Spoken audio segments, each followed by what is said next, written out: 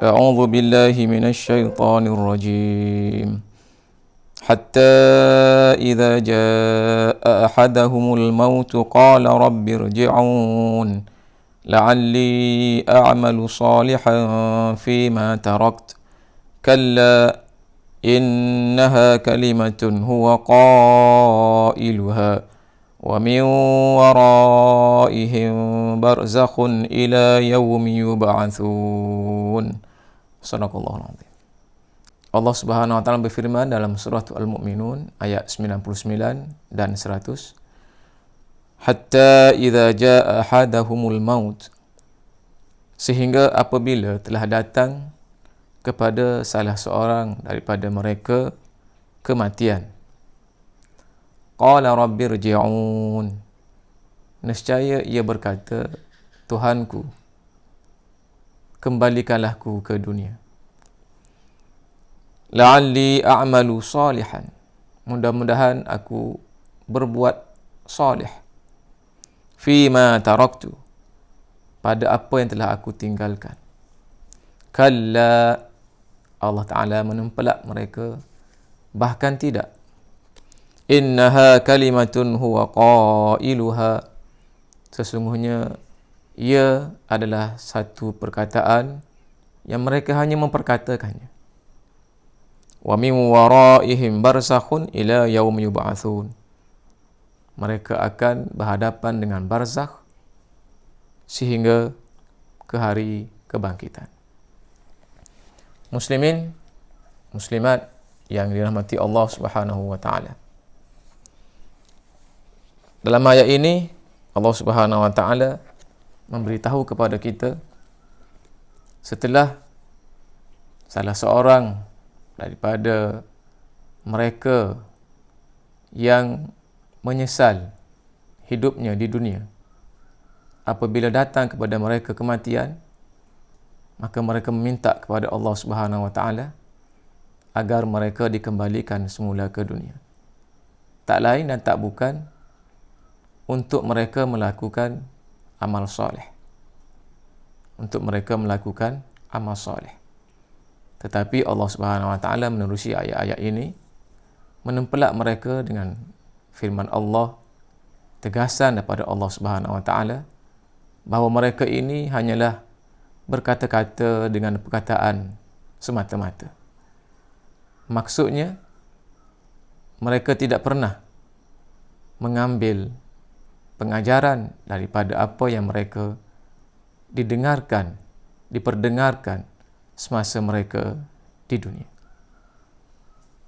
Teringat saya tentang ayat yang hampir sama dalam surah As-Sajdah. Allah Subhanahu wa taala berfirman dalam ayat yang ke-12, Walau tara idzil mujrimuna nakisu ru'usihim 'inda rabbihim rabbana absarna wa sami'na farji'na na'mal salihan inna muqinun. Dan sekiranya wahai Muhammad, kalau kamu melihat apabila mereka orang-orang yang mujrim, penjenayah di sisi Allah Subhanahu wa taala itu, nakisu ru'usihim inda rabbihim, tunduk pandangan mereka di sisi Tuhan mereka pada hari pembalasan, mereka berkata, absarna wa sami'na, kami telah melihat dan kami telah mendengar. Apa yang mereka lihat? Mereka lihat neraka Jahannam. Apa yang mereka dengar? Mereka dengar api daripada neraka Jahannam yang menyala-nyala. Farji'na na'mal salihan, kembalikanlah kami semula ke dunia ya Allah, kami nak beramal salih.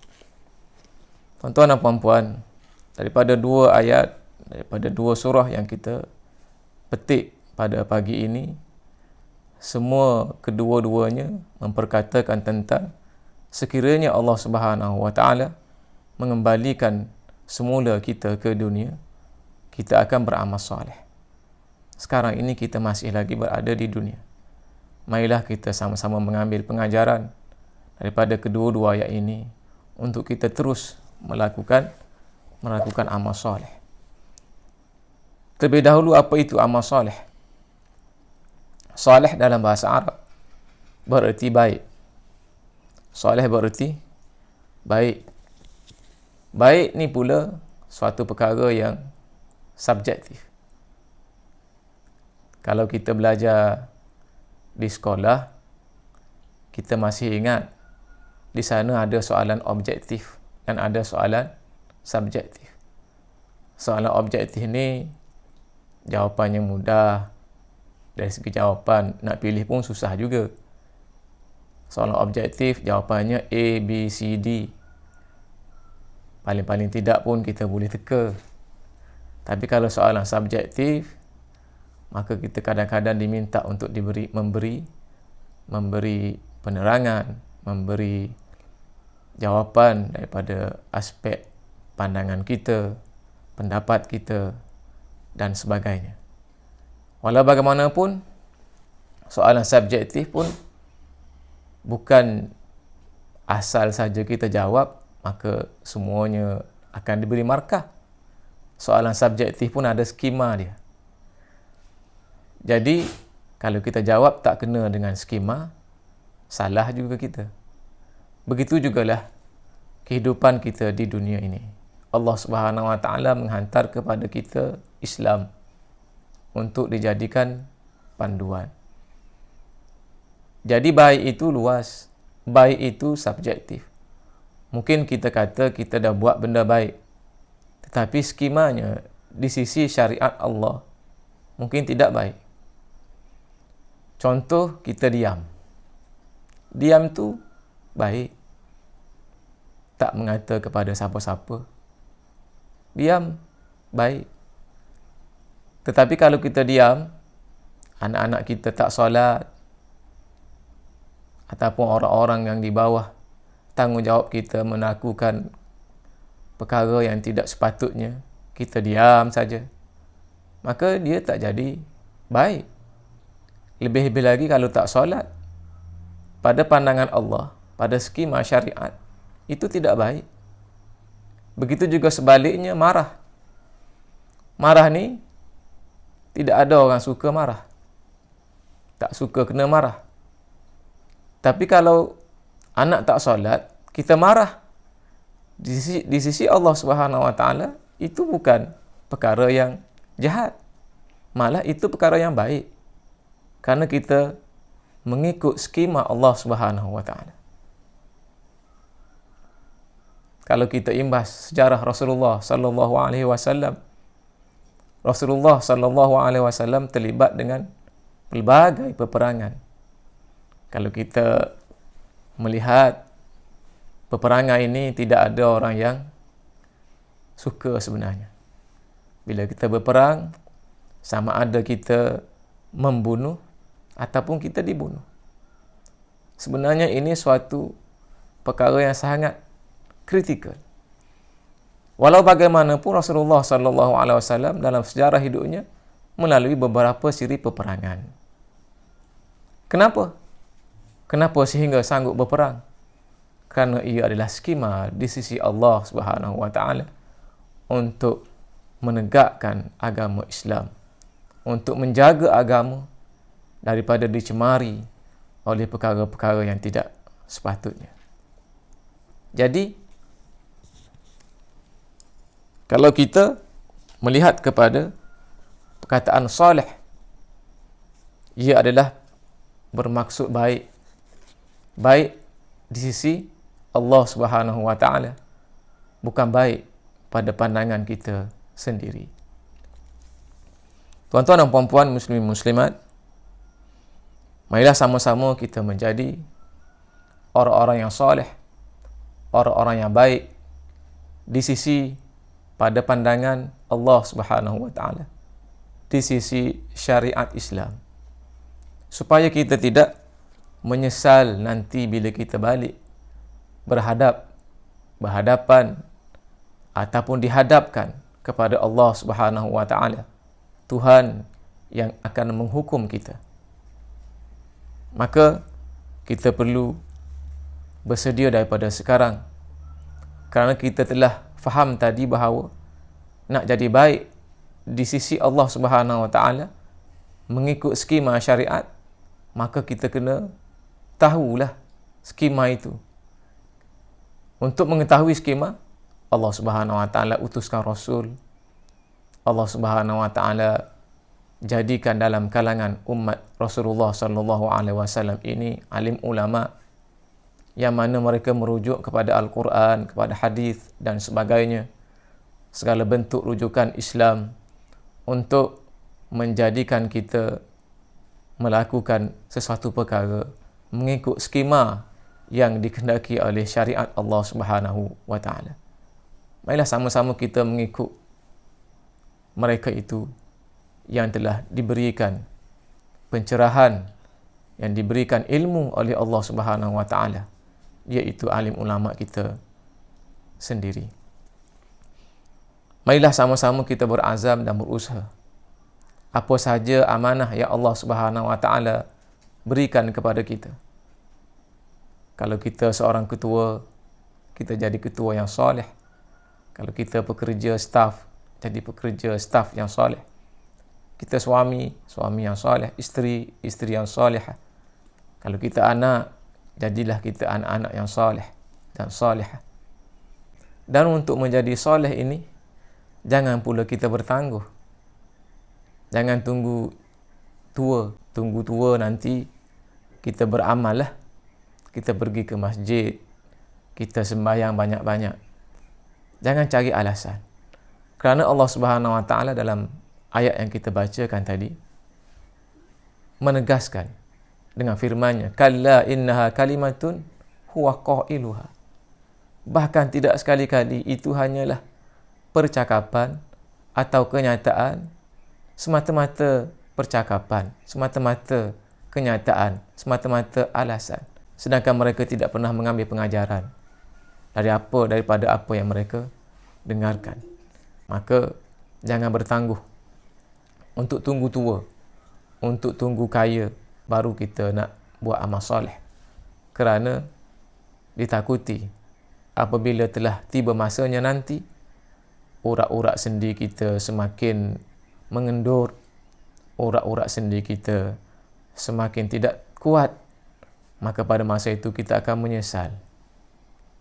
Alangkah baiknya kalau kita menyesal di dunia, kita boleh bermohon taubat kepada Allah Subhanahu wa taala. Mungkin kita boleh lagi melakukan perkara-perkara yang baik dalam bentuk yang lain. Tetapi kalau sesalan kita itu di akhirat, maka ia sudah semestinya tidak akan berguna lagi kepada kita. Jadi ayuh, tidak perlu kita bertangguh. Kalau sekarang ini kita berumur 45, tak perlu kita nak tangguh umur kita 50. Hari ini kita mulakannya. Kalau sekarang ini umur kita baru 16, 17, 20, jangan tunggu kita nak kerja, kita nak bina rumah tangga untuk kita jadi orang yang soleh. Kita mulakan hari ini. Umur kita, usia kita tidak pernah ada jaminan sampai kepada masa-masa yang tertentu. Mudah-mudahan kita tidak akan menyesal nanti apabila kita kembali kepada Allah Subhanahu wa taala.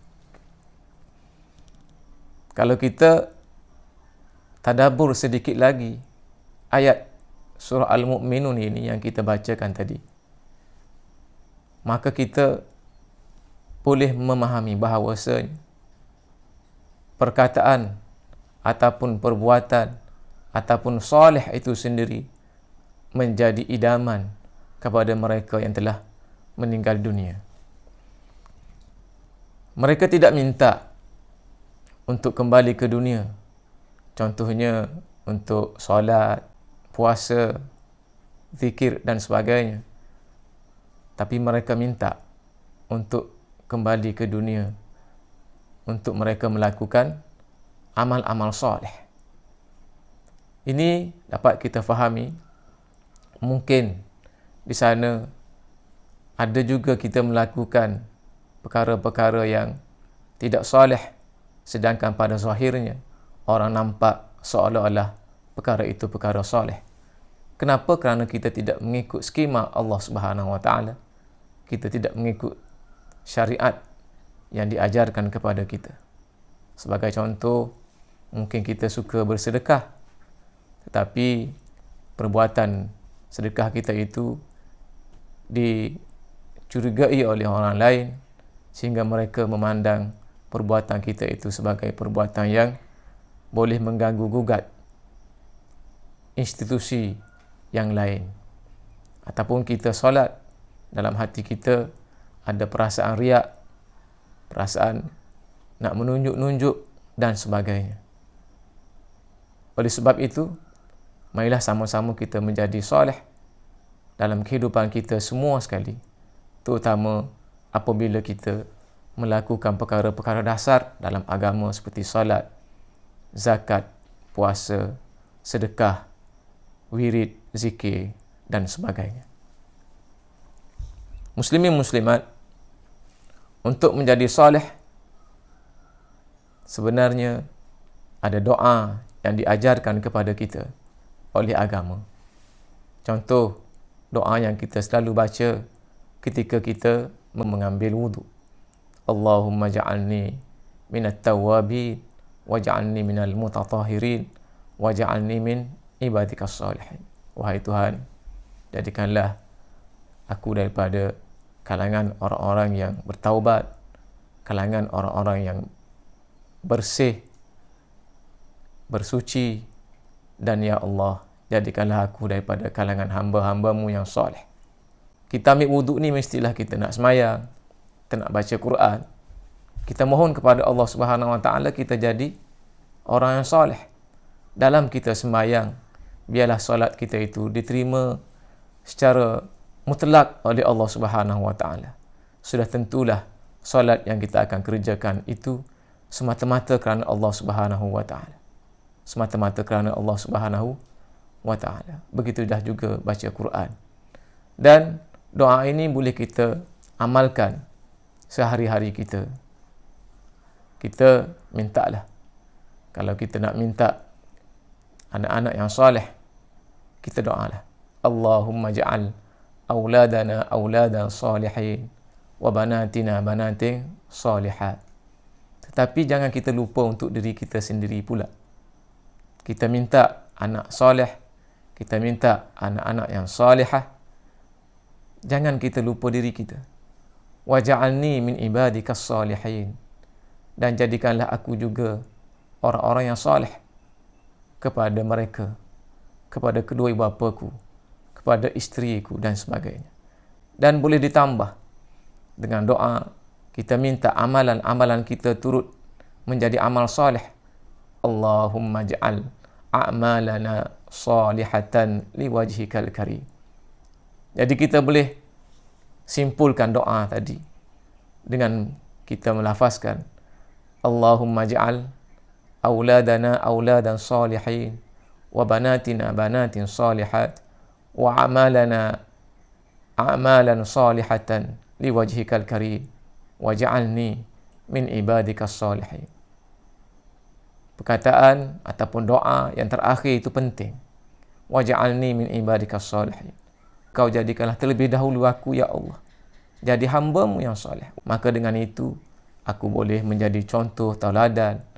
Walau apa sahaja amanah yang Engkau berikan kepada aku, bantulah untuk aku menjadi orang yang soleh, sebagai ketua yang soleh, pekerja yang soleh, suami yang soleh.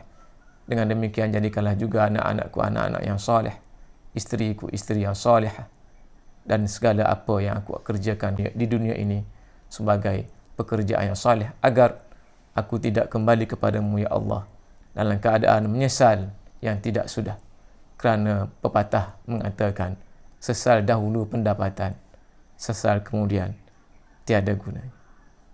Mungkin sekadar itu saja untuk kali ini. Ampun maaf. Semoga berjumpa lagi. Assalamualaikum warahmatullahi wabarakatuh.